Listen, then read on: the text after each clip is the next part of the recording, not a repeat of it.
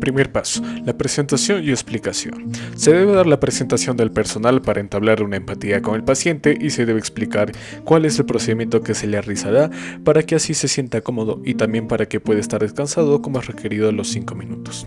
Segundo paso, la palpación de la arteria braquial.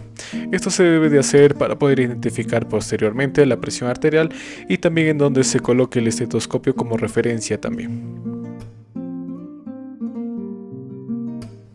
Tercer paso, la colocación del brazalete.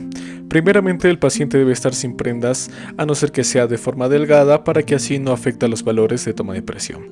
El manguito del esfingonanómetro se debe colocar a 2.5 centímetros o 3 dedos aproximadamente arriba de la flexura del codo y se debe de ajustar bien para que no haya variaciones de los valores de presión. Cuarto paso, colocación del estetoscopio. El observador debe de colocarse las olivas del estetoscopio al oído y la parte del diafragma se debe colocar en la arteria braquial identificada anteriormente. Quinto paso, cerrar la perilla de la bomba e insuflar. La insuflación se debe de realizarse de 30 a 40 miligramos de mercurio arriba del nivel palpatorio de la presión. Sexto paso, desinflar. Se debe desinflar a 2 milímetros de mercurio por segundo para poder reconocer así los sonidos de Korsakoff.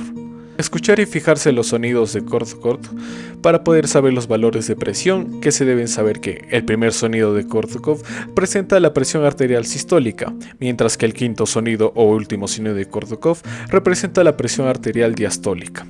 Octavo paso, explicación de valores al paciente.